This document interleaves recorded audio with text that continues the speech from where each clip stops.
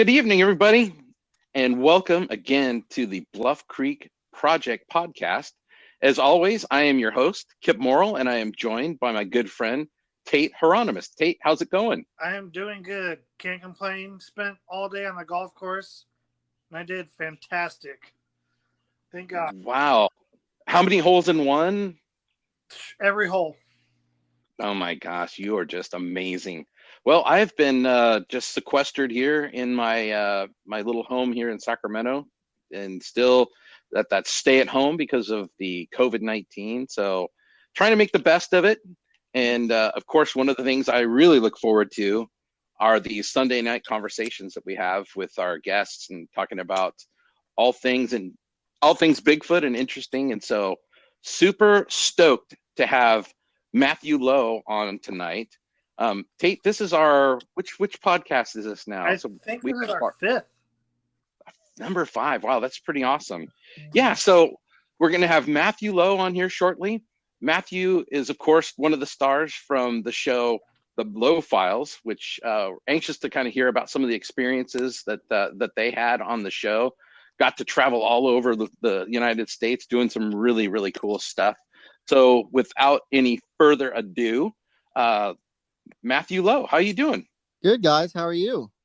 Great. Fantastic. Super stoked to have you on the show. And wondered if you could just kind of tell the listeners just a little bit about yourself. Yeah, absolutely. So Matthew Lowe here, guys. I grew up in Southern California, Southern California boy through and through. I have always loved the outdoors as long as I can remember. I was always on the water, fishing, diving, whatever I could do. And I also grew up with my father, who is from the East Coast, from Ohio, just instilling stories in me of, legends and whatnot. But the big one that we all bonded over was Bigfoot. He grew up with the legend of Boggy Creek and was obsessed with it. So our campfire stories growing up were of Bigfoot and ghosts and UFOs. And actually, he, when we were very young, took us on a RV camping trip where we went up to, I believe, through Bluff Creek, or what is the place right on the coast from Bluff Creek? So Eureka. Yes. Or Arcata? Yes, he took us to Okay. Eureka. And he famously, I think he told this story actually on Kimmel or one of the late night shows. He brought a full FX version, like Hollywood gorilla suit. And when we were in the campground in Eureka, dressed up in a gorilla suit without telling us, I had to have been all of 10 or 11 years old. Maybe. No, I'm like 10. Yeah. My brother's 8 and our cousins are like 8 and 10. We're all sitting around the campfire. They lied. My mother lied to us and said that Dad was talking to the park rangers. And all of a sudden, here comes this scream that I now know as the Ohio scream. And here comes a quote unquote Bigfoot running through the campground. That was my father in a gorilla suit. We all freaked out, lost our minds. And there is a legendary family story that I don't know. So I have a quote here. So young. That somebody. Yeah. Oh, I have a quote here that says, "Kicked in the balls, you college student." Does that sound familiar? Yes, that is the famous story. Is that I don't remember it per se, but apparently I ran up to him and kicked him in the balls and said, "Get out of here, you college kids." I must have thought that his suit was wrong. I'd been looking at too much of the Patterson-Gimlin film footage and knew that he was actually a suit. And I was like, you know what? I'm going to take him on. I think I can do it. That is glad I wasn't wrong. And it was not an actual Bigfoot. Well, that makes for a good story. Yeah. So when you have children sitting around a campfire, you can tell them about their grandfather. So that's gold. Yeah, and I'm absolutely going to continue on the tradition. Our family's always in the balls.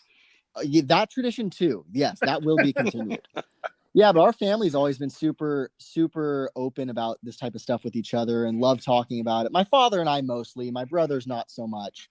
And my father, obviously being a Hollywood actor and whatnot, we've been very lucky to travel around the world for filming or for opportunities. And one of those great opportunities was a adventure show that we filmed called the Lowe Files, which was just one of the best experiences that I've had. It was me, my father, my brother, and getting to just drive around in a souped up Raptor and investigate paranormal activity or what have you. But honestly, at the root, it was just a boys' trip, and just getting to spend time with your brother and your dad just was one of the best experiences ever. And I'm so glad that it's on film. And it was really, I really enjoyed the show.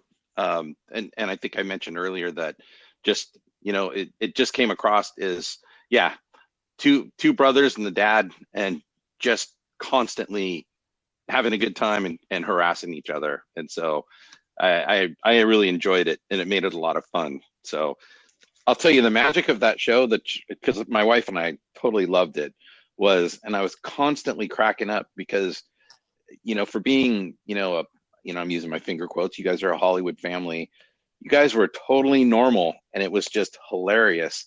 You guys, like, when your dad puked over the boat. Oh my God. That was you so guys, genius. You guys did everything I would expect. Because we knew we got on that boat. So it was I think, what was it called? The Glomar Challenger or something like that. I don't know. I'm going to mess it up. But we got on this science boat, and I could see it. It was massive. And Tate can tell you, I spend more time than anywhere else on the water. So I saw this boat, and I was like, oh, wow, this thing is a legitimate ship. But it was so top heavy that I was like, if we're getting any following seas or like any cross swell, then this thing's going to rock.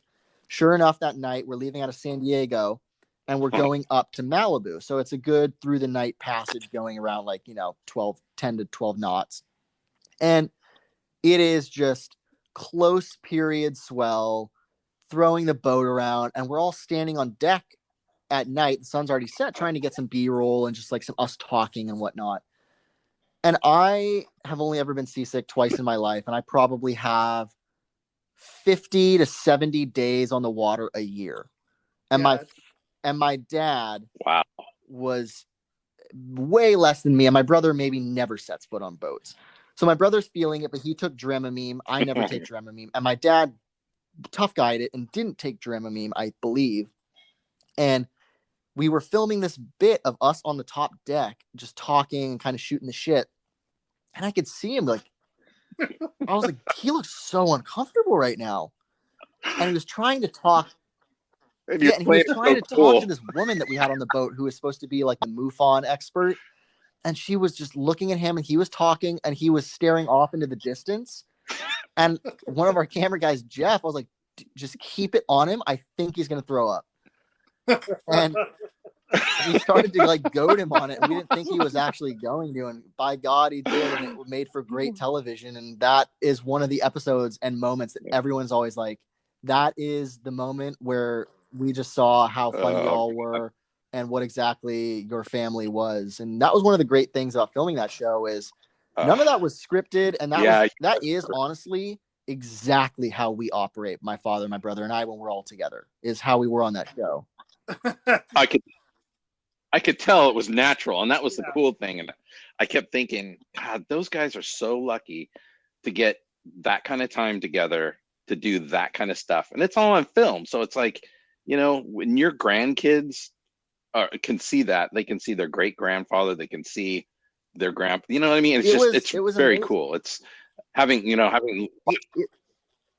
I lost my father a couple of years ago, and I'm watching the interaction between you guys, and I'm like, man, that is just so special. Yeah, it's really one of those things I'm super appreciative of, because it was one of those circumstances where, if I'm recalling correctly, they approached us about wanting to do a reality show, and we were all just under the same mindset of, well, we don't want to do anything that's just our family. We don't find that all that interesting, that we don't really want that vibe, but we do want something that's us out in the world and showing what we're passionate about.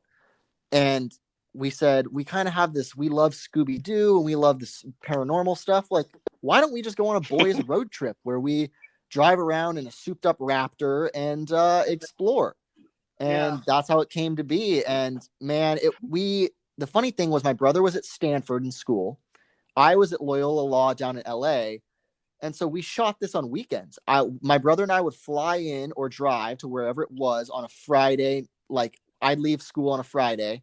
We'd spend Friday, Saturday, and Sunday filming and fly back Sunday night. And we would get it all done on the weekends. Wow. That's insane. Yeah. That's crazy. There's actually one episode where they're in Idaho at this prison. And I couldn't be there because I had finals for law school and I couldn't miss it. So, they literally did a whole episode without me, and they FaceTime me, and I'm in the library studying. Like, hi guys, like, what's going on? How I'm studying for my torts final, and John Owen's about to be put in the drop room to go see ghosts. That's hilarious. Yeah. I loved when your dad was harassing your brother because you weren't there and you had to fly in later in Oklahoma, and he was saying how, I'm just not comfortable with you and Matthew's seat. And, got to take priority, the oldest. And, hey, thank you. That's right. Yeah, that was one of my favorite episodes. Is that Oklahoma one for sure? That was that area you guys were in, Area X. Kip, correct me if I'm wrong. But and Bob Strain worked that area a lot, and a lot of their presentations they talk about that exactly, area. And that cabin has a lot of history over there. And that's what I was going to mention is that, a lot of this, and I know how the outside world looks, and it's like, oh my God, these guys are so hokey. Look at these guys with the guns, and okay, yeah, and it was hilarious when Matt Moneymaker was doing this call, and your brother is starting to like laugh, and your dad's like nudging him, like, knock it off. And so I know how it can seem from the outside, but this Area X, which, they've done the, I can't remember what the document was called, but they did a really nice, very scientific document. But our friends, Kathy Strain and Bob Strain. So Kathy Strain, she's an archaeologist with the U.S. Forest Service, and her husband, Bob, he's a retired firefighter paramedic. And so they're really good people. Anyways, they're involved in this project out at Area X where you guys were at. And so when I hear things from them that say, I saw this and I experienced this, it really brings it home to me. And I think, wow, I know that a lot of people think it's just a bunch of hokey, BS. But when they come back and they're telling me things, I'm like, there's something going on there. So it's very intriguing. It's interesting. It was one of those places where it was just super vibey. And look, they were as true and honest as can be, and they're like, it's not the right time, we're not going to guarantee anything's going to happen. It's the same thing you would say when you're taking someone out to target a specific fish or something. You're not going to guarantee it to someone, and even if they're coming in the wrong time, you're certainly not going to, and they never did. But right from the get-go, when we started hiking out there, we were hearing some suspicious stuff, and it was on, man. It was incredible. Well, not only that too, I agree. And it's like before I met you, Matthew, I knew Matt already. Yeah. And like, it's one thing when you like watch a TV show, especially like something on a subject like that, you're kind of skeptical about Hollywood making it fake, or just staging things. But when you know the people involved and you've actually spent time with them, you're like, oh no, they're legit. So I'm pretty sure it's not going to be BS. And then after I met you, I was like, yeah, their show's pretty legit for sure. That was my problem with being in Hollywood. Was I grew up in the industry, around it peripherally, but I loved shows like Ghost Adventures and Finding Bigfoot and whatnot. And I was always just like, well, shit, I know how the industry works. I really hope that they're not just hoking it up and this is all staged. And then I got to do that show. My own version of it. And nothing we ever did in that show was staged. Everything actually happened. And the great thing about that show too is it introduced me to Matt, who I've remained friends with. And through meeting him, as you know, Tate, I mean, what he experiences in his show actually happens. Oh yeah, for sure. Yeah.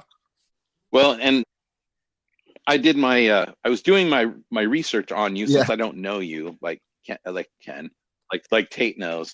But from what I gathered, you're a lot like a friend of ours, and we kind of rely on the Occam's razor quite a bit. which is the most obvious, excuse, or the most obvious explanation for something is usually what it is. And you seem to be that guy. My approach to all this has always been, I want to believe, but I would rather disprove everything first. And then, so I am acutely aware that, okay, I've disproven that this could be anything else. Therefore, it has to be this thing that seems so extraordinary. And I went through that for sure with filming the Lowe Files, which was an incredible experience and allowed me to really, play amongst my father, my brother, and I. My brother is the true blue skeptic, believes in nothing. You could show him a ghost, you could show him Bigfoot, you could show him a UFO, and he would be like, that's a bird, that is a guy in a suit, that is an anomaly with a light. He's just never going to believe anything. That's how it is. And then my dad is definitely the one who wants to believe, grew up with all the stories. He grew up watching The Legend of Boggy Creek and all that. And I'm the one who's like, okay, I would love for this to be correct and real, but let's try and disprove it so then we know we're right. So Matthew, I got to ask you, of course, this is about the show. It's kind of focused around the fact that we have this Bluff Creek project, that we've got film cameras. We've rediscovered the site down there at Bluff Creek. And so, a lot of people's first experience in the whole Bigfoot phenomena is the 1967, October 20th, 1967 Patterson-Gimlin film. And so, got to ask you, real or fake? What do you think? I think it's real. What? So, scientific, if you had to do a scientific kind of thing, what would you say? Do you think it's a suit or possibly no? I think that okay, here's the thing. I'm biased because I've talked to Matt before about it, and I'm pretty sure, if this is still the case, he thinks it's real. Yeah. And it just looks so anatomically correct, the way it all moves, the way that what was it? You said 1960 something? 1967. 1967. Yeah. So there's just no way that a suit in Hollywood in 1967 can stand the test of time, and how many of what it is today with the amount of analysis that they've tried to do on that. It just is. It's almost as if you in 2020 got the best suit that Hollywood could make. It still wouldn't look that good. No, and that's what I brought up the last podcast. It was 67 was when the film was shot. Planet of the Apes was still being filmed and came out in 68. And there's always that scene that Jeff Meldrum points to, the shower scene with the apes in the sauna, or the sauna scene.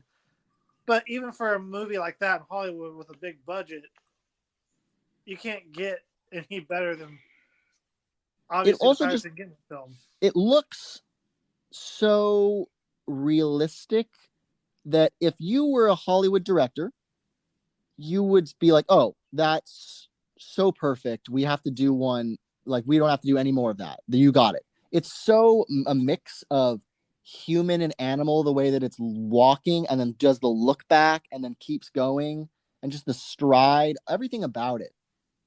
And the fact that it's female. Why would you fake a female? Yeah. That'd be even harder. Well, yeah, I will go down with the ship on the Patterson-Gimlin footage being real. Well, and coming from the other side of what I always run into, which I think it's a valid, I don't want to say argument, and I think that we could all agree that maybe there is some other evidence that's out there, but it's hard to get through all of, and I'm using my finger quotes again, but the crap on YouTube to try and find what is or is not crap. So, but a lot of times the argument will be, so that's the best evidence you have is an 8mm film that two cowboys filmed in Bluff Creek over 50 years ago. And I say, well, yeah, I think, obviously there's some, the footprint evidence. We talk about the dermal ridges. We talk a lot of that. And it's, although anecdotal, when you talk to somebody that's very, very, serious about what they've seen, it's hard to discount all of that kind of circumstantial type of evidence. But yeah, so interesting that you're a 100% believer. And and my thing is this too, is I think even on that YouTube subject of all the crap on YouTube, I find that also muddies the water in terms of people's perception of this thing. Oh, for sure. So many people believe that Bigfoot is a singular animal. Yeah. That is like a mythical beast and he's everywhere. But when you really look at it through a lens of science and you say to yourself, okay, well, let's just assume that this is a creature that is alive. There is a population of them. They're more intelligent than chimpanzees, we would say. They could have been a leftover species of Gigantopithecus or something. And if they're semi-intelligent and living in the woods, like we wouldn't ever interact with them. How many mountain lion carcasses have you ever come across? Like, the best evidence we're ever going to get of one eventually is just someone's going to have to take one. I don't believe that anyone's ever going to believe it until then. No. Well, that leads me to my next question, which is interesting. You were with those folks, and I'm really looking forward to hearing about your experience at Area X in Oklahoma with the Wood Ape Conservancy. But kind of jumping the shark a little bit on that one. But kill or no kill? Honestly, I think I was on the firm no kill until we got to this point. I don't think that there is any way that you're going to be able to prove to people that this thing exists and needs to be protected until you take one and prove it and then say, okay, guys, here it is. We have it. It exists. Can we now protect it and acknowledge that it's a real species? Yeah, exactly. That's an extremely good point, because I think a lot of people fall into so you just want to kill one just to prove that it's real. But that's a really good point that kind of falls into the whole part of that is, well, in order to be protect it too. So that's a good point. And I don't think that we're going to be, the last person killing the buffalo, or we're going to be the person killing the last thylacine. I think that if we take one of these things, assuming all three of us who believe they are real, that they are real, there is a population of these. We're not going to be killing the last one. We're actually going to be doing it a favor and protecting it. Yeah, we're doing more. I was trying to reverse it. We're doing more good than harm. There you go. Yeah, I very much agree. It's the sacrificial lamb for the greater good. So very interesting. Yeah. So now I got to ask. Of course, you and your father and your brother were at Hoopa, and you were with Matt Moneymaker, and you met. There was a Native American gentleman that met you and welcomed you there to Hoopa, who mentioned his experience. But what were your thoughts when you got to see that country? I know that when I've been in Northern California my whole life, but my impression, and I think that the comment was made on the show that it's just such a vast area. There's something. If something doesn't want to be seen, it can be hidden out there. But is that the overall impression you got when you were up on the Six Rivers? That area, I hadn't been back to that area since I was a small child, in the story I told you about my dad dressing up. Going back there, it is so astonishing, the natural beauty and what that place looks like, just with those massive rivers going through it and just the high valleys, everything. It is so stunning and so captivating on its own with that natural beauty, that then you get everything else involved of, okay, well, there could be a fully unknown creature living here. It is just so cool and so amazing. And I just got the impression that, oh yeah, if something wanted to remain hidden out here, it would never need to be seen at all. Yeah. No, that's so true. Yeah. I know fighting fire in that country, and I'll use some this isn't there. If you have children listening, you can go ahead and hide their ears. But one of the sayings that we always had on the Klamath or in the Six Rivers was every fire that we ever had was either on the top of Mount Mother Effer or at the bottom of Coxsucker Draw, because that's where all the fires were. I mean, it was literally a hike, a death hike up or a death hike down. And those mountains are so steep and so vast. And you get the impression that something wants to hide. It's probably has no problem doing so out there. So it's interesting that you've gotten that impression as well. Yeah, he for the show they took us. We were on the Hoopa Reservation, and this was before we met Matt. We went up to this overlook above the river with this like massive white cross on it. And both of the Native American gentlemen were telling us their experiences. And it was just, the sun was setting. There's a bit of it in the show where the sun's setting, where they're talking about our experiences. I mean, obviously my father, my brother, and I hadn't had any experiences yet, but they were talking about their experiences and how it has such a place in their culture. And it was just so riveting and so moving to hear them talk about it, that we were just like, oh yeah, like we're in for it, guys. Because that was at the very beginning of our 3 days of filming. Yeah. Wow. And go ahead. No, I was giving the collective, whoa, wow, that's really cool. What was your first? I mean, you've seen Matt Moneymaker on the show Finding Bigfoot, but what was your impression of him after meeting him?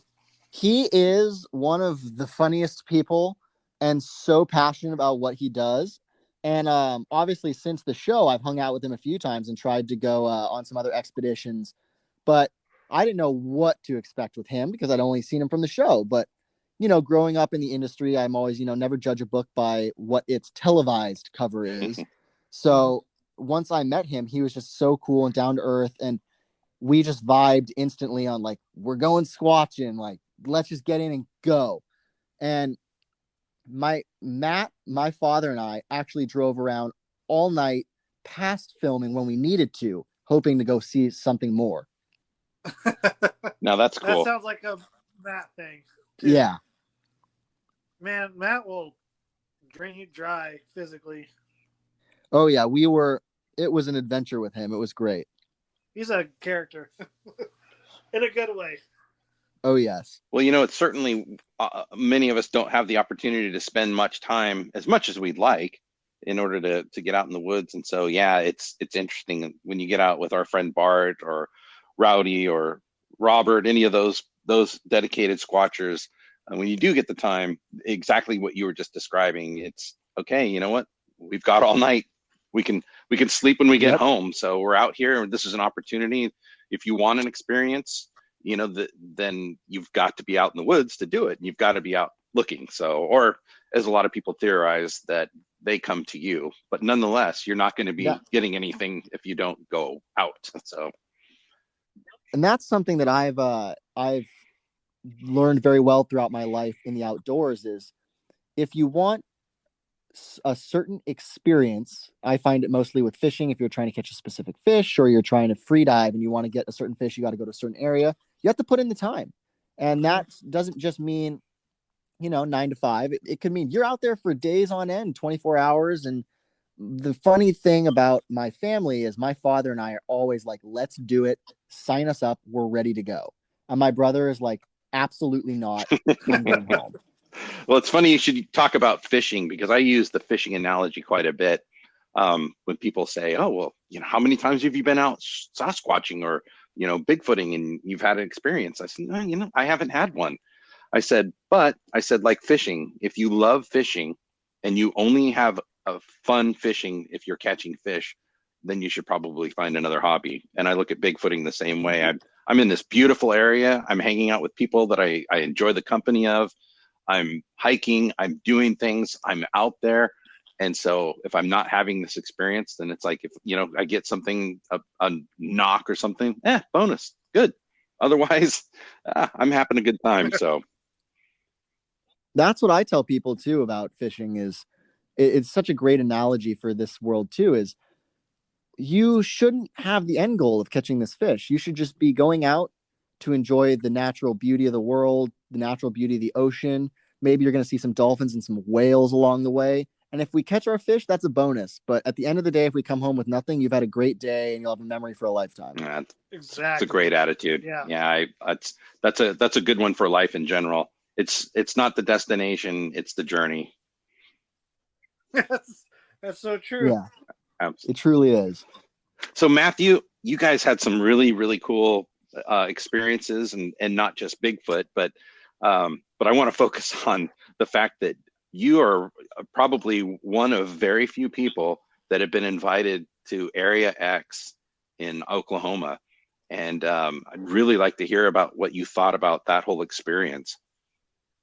Yeah, so that was our second episode that we did on Bigfoot. We did one episode in Bluff Creek, and we did another episode in Oklahoma. And the episode that we filmed in Oklahoma, I saw something during the filming that I still honestly don't really know how to describe it away as anything other than I potentially saw one. And when people told me, well, I should say when the producers told us that we were going to Oklahoma to go hunt for Bigfoot, I was like, are you guys kidding me? There's where in Oklahoma are we going to Bigfoot? I think when I see Oklahoma, I think of the Oklahoma City Thunder, tornadoes, and open landscape. So I was like, I don't really know what we got here. But meanwhile, we get there and it's a drive. We flew into Tulsa and drove out and out and out, and it starts to get more hilly. It starts to get more wooded. I was like, okay, I could see it. We pull up and there's this little cabin and these guys, and they're all super serious about it. And we went off road probably an hour and a half just to get to Area X and we didn't see a soul, and there was no way anyone else could be out there. And it was just so vibey, and it's a little stream going through these hills. And we got there, and it was, I forget how many of the guys from their project were there with us. And then it was 3 camera guys, my brother, my father, and I, and one of our producers. And we basically just went on a couple hikes to start the day, separated, went on some hikes, heard some potential knocks. At the time, I was just new to what, learning about what is what here. So I knew what a wood knock was. I knew, some vocalizations and all that. So I heard a potential knock, and we get back to camp. And this is actually a bit in the show, is my father is lost on his section of the hike.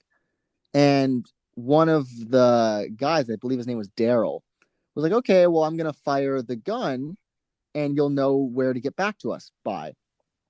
And so, we take all the precautions. We're going to fire. Here's where it is. No one's there.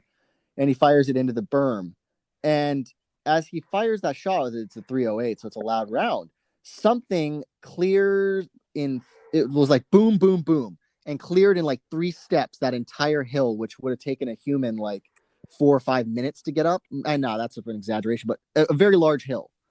So that was our first, like, oh, did you see that? What that was? No, none of us ever saw it, but we heard it. So that was our first weird experience. And mind you, the sun is not set yet. So we were like, okay, something's definitely going on. So then it was one of those things of, well, are we going to make a fire? No, we're not. We're just going to sit here. And sure enough, we don't make a fire. We're sitting there, and we start to hear mouth pops and a few wood knocks out in the distance. And at this point, I'm like, okay, I know that no one in our crew is there because everyone is around us. There's no one for miles around. Unless these guys are trying to fuck with us by doing this, then that's the only explanation, is that it's a Sasquatch or it's a Bigfoot. And I don't think they were trying to screw with us, because they had guns with the intention to try and take one of these things. So why would they be trying to screw with us? That's a bad idea.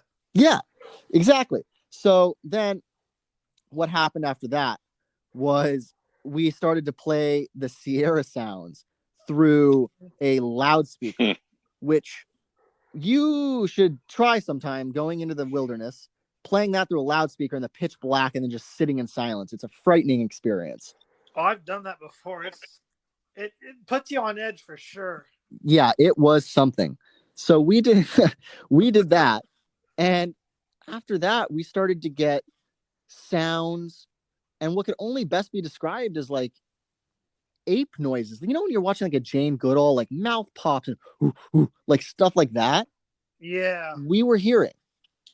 And I was tripping out because we're in Oklahoma and I'm hearing like great ape noises. What is going on? And so we were all freaking out. And then the coup de grace basically was, at one point we were like, okay, well, let's separate then. And I went out away from camp with myself and one other guy, and we each had a thermal unit, and he had his he didn't have a firearm at the time. So it was me and him, and everyone was back in camp. And at this time, our pretty much entire film crew had left. So it was only one of our producers named Jeff there with a camera. And we were sitting at this tree, and they were playing the Sierra Sounds and whatnot. We were probably 300 yards from camp. I was looking away from camp, and my friend was looking, I forget his name at the moment, was looking back towards camp with the thermal units. And we were hearing mouth pops, and we were on really low radio contact with them, and they were saying that they are hearing something moving. And we were like, okay, well, it's not us. We're staying still. Sure enough, on the other side of the tree where he was looking back towards camp, he is like, okay, I got something on the thermal. And I was like, no way, really? And like, we were obviously whispering this and being very quiet, but he's like, yeah, I'm seeing something, like, come over here. So I kind of like backed my way off the tree to not spook anything and looked through my thermal unit out. And sure enough, man, it looked like just all one color head bobbing in and out from behind a tree, and like in a tree / bush area. And I was like, okay, well, that's Jeff. It's our camera guy. And I radio back, I was like, Jeff, like, why are you screwing with us? Why are you doing that? These guys are trying to shoot one. You're being an idiot. Like, Jeff is standing right next to me. He is nowhere near where you say he is. And we were like, oh my God. And then at that point, at that exact same point, they were like, we're seeing lights. And it's in the show. You can go see it. Basically, what happened was we got excited and thought we were seeing eyes shine. What it was actually an overland camping expedition had gotten lost and was coming through our zone.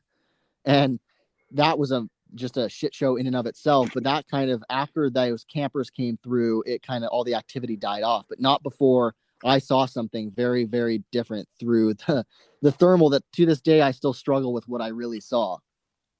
Wow. Yeah, it was amazing. So that just makes you a little more hungry to try and find the truth, would you say? 100%. It's all just really ignited my passion to get back out there in the outdoors and really find out for myself and get a visual sighting in the day that's not through equipment. Tate, you know what? You should definitely make sure that you share with Matthew those dates for the Bluff Creek camp out at Louse Camp at the film site. Yeah. I think I texted you maybe, Matthew, about it. I don't know. Perfect. Yeah, I if I can make it, I would love to get back up there. It's such great country, and I think that it's so vibey. And if it's gonna happen in California, it's gonna be there. Oh, no doubt. Well, like the official dates are, what is it? July 10th through the 12th. But I'm actually gonna be there for like 2 weeks. Yeah, so you'll have to. We'll be in contact after this because I for sure want to come up. Yeah, Matthew, if you get the chance, that Bart Catino, which would be great for you to meet him someday. He's just right up there in Monterey. Great researcher, but he lives right there in Monterey, and you guys could probably travel up together. And if you really want to get some good information about Sasquatch, Matt Moneymaker was actually Bart's best man in Bart's wedding. So there's there. One of Bobo's good friends too. Yeah, he and Bobo, actually Bobo's his godfather for his children. So, but yeah, that would be a fantastic opportunity to get you up there and kind of experience that whole area. I know that you were in Hoopa, but if you've ever got the opportunity to go up that Go road and get really far back in there and actually get down to the film site where we've actually rediscovered and figured out where the trackway was, etc. I would love to see where the actual film site was.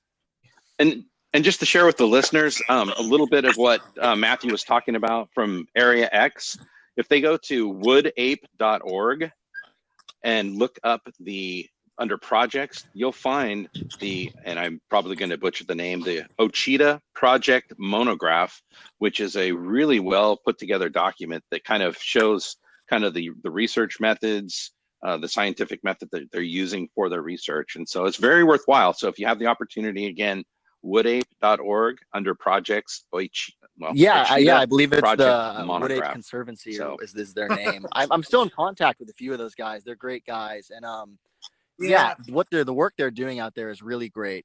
It's a really great area, and I think that if anyone has the opportunity to get out with them, that it's incredible.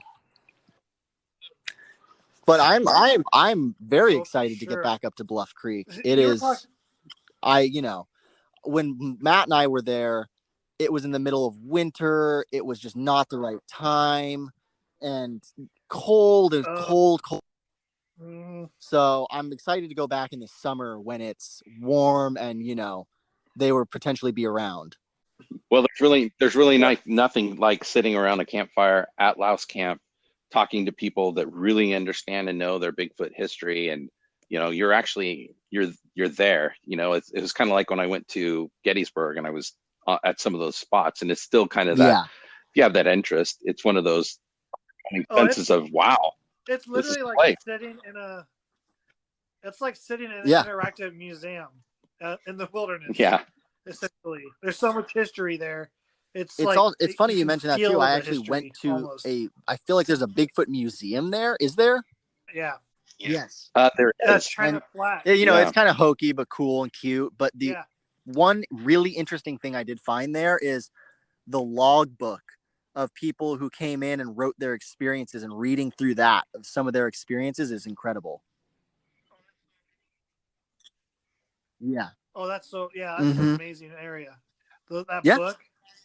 And that's like they're like people too. Camping with my family here in 2008. We were at XYZ spot in the middle of the night, heard something howling. Next morning, there were footprints in our camp. So glad this exists. Like just random throwaways like that that are so genius. So there's an actual collection down at the Humboldt State Library, and it's called the Gintoli Collection. And it's literally this reporter that had worked for this newspaper in Eureka had gathered all these different newspaper clippings and letters that were written to him from people, just not unlike what you were just describing from the book there at Bluff Creek, or I'm sorry, at Willow Creek. And there was one in particular I recalled, and it was a woman talking about her husband, and this would have been in the 60s, living somewhere out there in that Orleans area, Willow Creek area, talking about how her husband had this experience and how he had come home and, here's, the breadwinner, the powerful man, that takes care of his family, and literally broke down crying. It impacted him that much, which kind of brings me to another question. That saying, be careful what you wish for, because you just might get it. And I kind of struggle with that. I struggle with the whole idea that I think I'd like to have an encounter, but, and you've had kind of an encounter, but would you really like to have something, an encounter that really tells you that it's absolutely 100% real? Is that something that you would really want? With this answer a little more had I not seen something potentially already. Now I know it's 100% yes, because I'm in this weird limbo state of, okay, well, I saw something that kind of looked like a large humanoid ape-like figure through a thermal imager. I'm now in that weird dead zone in between being able to fully write it off and fully believing in it as knowing what I want to believe it was, and being able to say, yes, that is what I saw with my own two eyes. So yes, I for sure want an experience so I can be on that for sure. I know what I saw. I'm not crazy. That is what it is. Exactly. Yeah. That's so good that you said that. Because you've seen something kind of similar, right, Tate? So that area that I took you to, I don't want to name any specific spots. I mean, in case you want to go back there, if I ever go back there. But that area, the one we drove to, in Santa Barbara, it was the area kind of. Yep. The second time we went, But I think the area that I filmed the thermal video up there, and I found my first track over there. And both Matt and Cliff Barrickman told me that's a good area to go to if I ever want anything. And sure enough, yeah, that area seems really great. And I've texted with Matt not too long ago because my dad and I were like, after this whole thing's over, where would be somewhere good to go camp out and explore and see if we couldn't find something, do some wood knocks and some howls. And he gave me a zone kind of near there to try. So we're going to go give that a try here once the restrictions lift up. Definitely do it. I mean, I can tell you some other good areas over there too. So Matthew, I've got 2 camps of friends. I've got the one camp of friends that says, oh yeah, I totally believe it, 100%. And I've got the other camp that says, you're completely crazy. Do you run into the same 100%. Kind of thing with your friends? I'd say most of my friends think that it's ridiculous to believe in it. And, I tell them, look, it is 100% ridiculous to believe that it's a mythical, magical creature, that there's only one of them. I don't think it's that ridiculous to think that it's a undiscovered great ape species that just happens to be very smart and is able to hide. I don't think that's absurd. And look, I thought it was absurd before I saw something that I couldn't explain. And that is something that's hard to get off, like to tell people and have them believe. And it's as sad as it is, it's one of those things where you're just going to need to have an experience yourself, be open enough to go seek it out. Yeah, that's true. I mean, it was when I reached out to you to go, you were up for it too and everything, and you were wanting that experience just like me. You don't get the experience until you and actually some people go out and can go years and years and years, or their whole lives and never have anything happen. And some people can have it happen the first night you're out. It's a crapshoot. Yeah. And like that time I got that footage, I don't like putting things on social media like Kip has said before on other podcasts and stuff, because like, what was it, Kip, that you said you just don't trust social media? If you have the best encounter ever. I've told people that if I have some sort of an encounter, some sort of an experience, I said I can count on my hand the people that I would share it with, and the last place that I would share it would be anywhere on social media. I think if I was serious about it, it does no good. Only bad can come of it. And I frankly feel, in my life at least, this isn't really something I share with a ton of other people, is my, interest in this. It's more just amongst my family and, my close friends. Because people think it's absurd. I mean, you all know how it is, but, when you approach it through a scientific lens and people know you and know that you're not crazy, then it starts to change their minds a little bit and be like, okay, well, if Matthew's not crazy, and he saw something that he couldn't explain that changed him, maybe there's something to this. Yeah. And it's funny that you say you don't really tell anybody but close friends and family.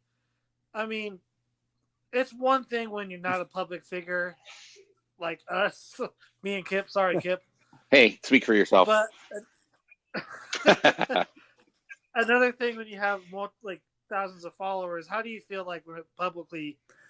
No, I mean, like, it's one of those things where, yeah, I for sure think that people will look down on you a little bit or could look at you weirdly, but I'm also not crazy, and I don't think it's all that far-fetched. And look, all I've said is I believe in it because I saw something I couldn't explain. Yeah, and that's the best thing to say. If and I tell people, all right, well then explain to me what I saw, because I've tried to do it for years and I can't.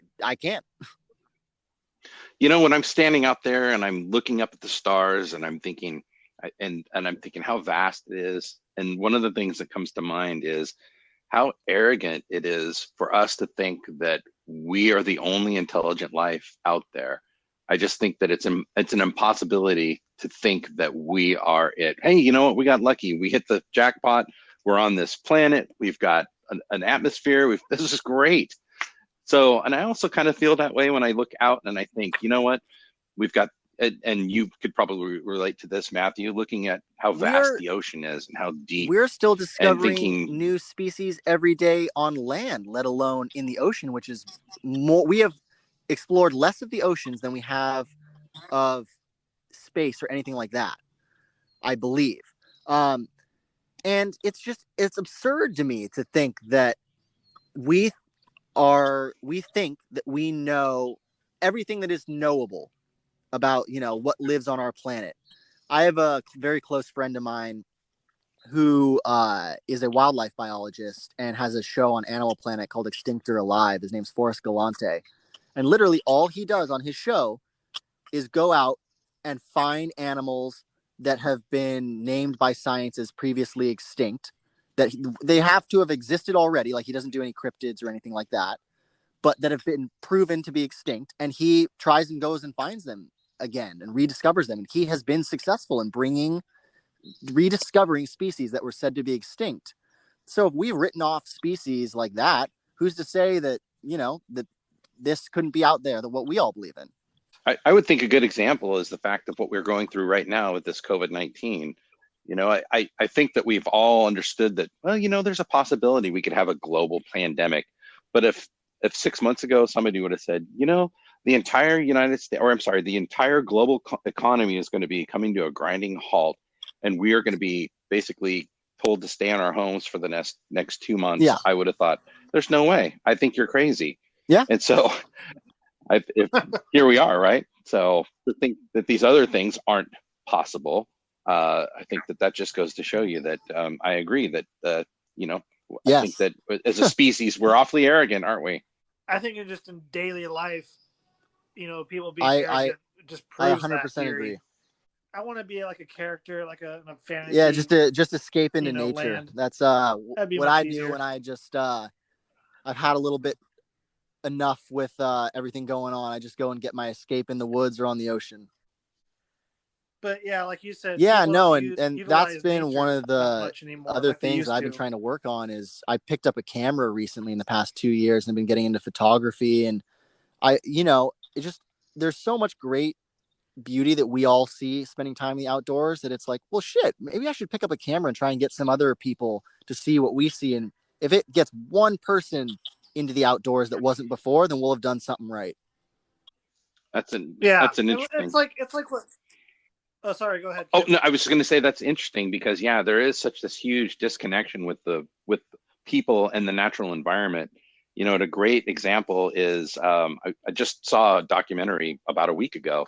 It's called The Longest Straw, and it's a woman that ended up hiking the entire length of the Los Angeles Aqueduct, all the way from where it ends in Los Angeles, all the way up to Mono Lake, all the way up through the Owens Valley.